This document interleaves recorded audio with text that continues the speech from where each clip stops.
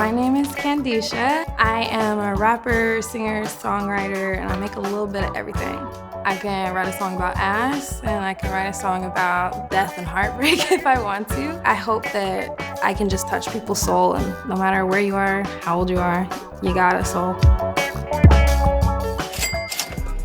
Well, I first got into the idea of making music through my brothers. When I was really younger, my oldest brother was in a rock band in LA doing the typical 90s rock star thing. Seeing him made me think that I could do anything. And then one of my other brothers is like an opera singer. I just had a really musical family, but it wasn't until later in life that I kind of got over the insecurities of doing it. I was like, let me settle down. I wanna do what I've always meant to do. So I am from Nashville, Tennessee originally. I would say it influences my music a lot because on one end I grew up with like really just Southern hip hop with a lot of 3-6 influence, a lot of Project Pat influence because it's Tennessee. On the other hand, there's like a lot of rock, there's a lot of country, so I like fusing everything together. So my biggest musical influences are probably gonna be Ye, 3-6, Britney.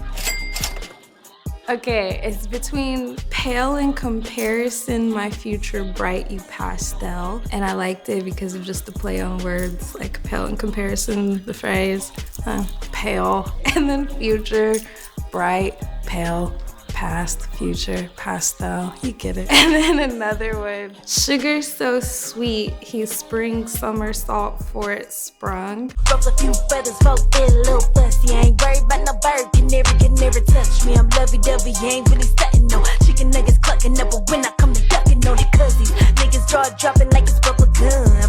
We can make it moan, make it stutter. Soon as the phone ring, ding dong, he a runner. Sugar so sweet, spring somersault for it sprung.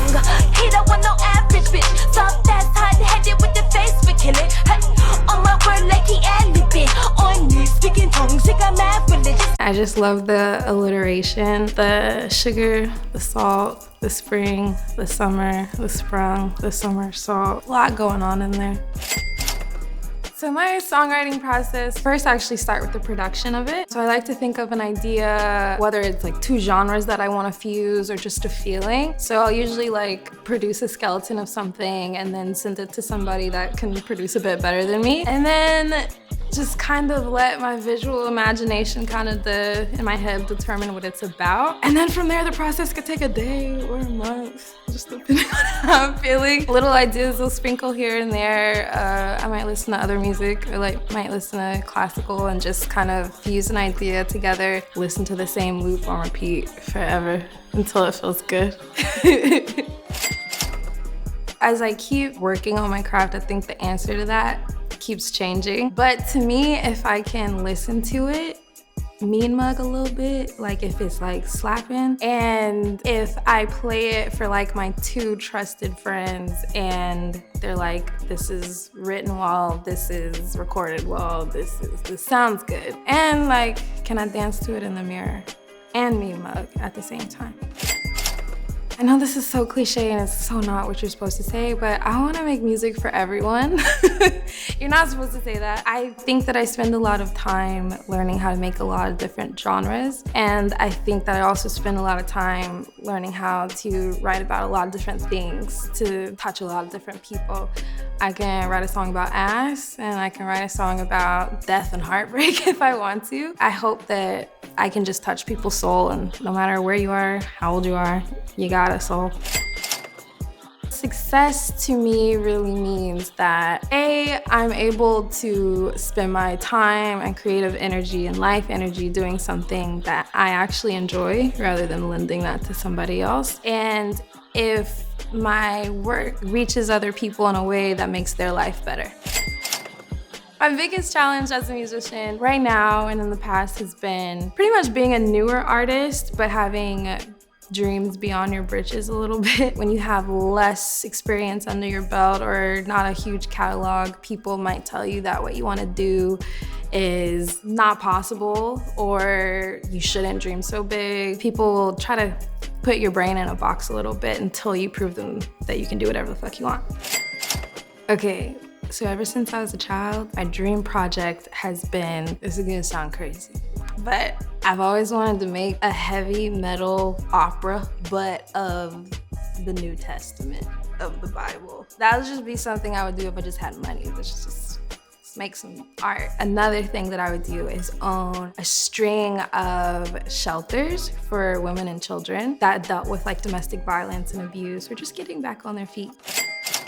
A memorable time that someone has heard my music. So my friend Mexico, while back in Atlanta, he was helping me shoot like, I guess you'd say like a cover art of sorts. And we did like a small video to it too. And so we had a song of mine that I never released playing. And so he like looked at me and paused and he was like, Kandisha, who dick you had to suck to get this bit, to get this beat? So I took it as a compliment that shit was slapping. The beat was so hard that he thought I had to do something strange for it. Two-part answer. The first concert I've ever been to was the Backstreet Boys. If anybody knows me, they know I'm a huge Backstreet Boys fan. It was really great because I actually didn't have tickets to that show. My mom's really into manifesting and stuff, so she's just like, we're just gonna go and they're gonna let us in, and it happened. It had already started, so we were maybe like 20 minutes late, and she was just like, this is my daughter's favorite band of all time. And then I just remember him looking at me and he was like, come on, follow me. That was probably maybe the first time I really was like, wow, I can really just make stuff happen. Another concert that was probably more impactful was Waka Flocka. I learned the importance of energy. Waka Flocka is one of the best performers I've ever seen in my life. Like, I don't care who it is, I've never seen anybody control a sea of people's energy that way with such a positive feeling. It was great. I left with many bruises. Something that I do that recharges me outside of music, I eat a lot. I love how food makes me feel. I like to try a lot of different foods. I like to eat with friends, just take in the moment, the flavors, and vibe. If I wasn't making music, maybe a meditation teacher, because I'm super into mindful meditation and I've become really good at just not thinking. I see how much it's changed my life. It's literally recolored my whole world, and I would love to share that feeling with other people. So I think that would be dope. Or maybe a sex therapist, just because I don't think men know what's going on. I think that would help the whole world. Maybe if they just knew what was going on a little bit more. It would be something, woo-woo, something woo and spiritual and gushy.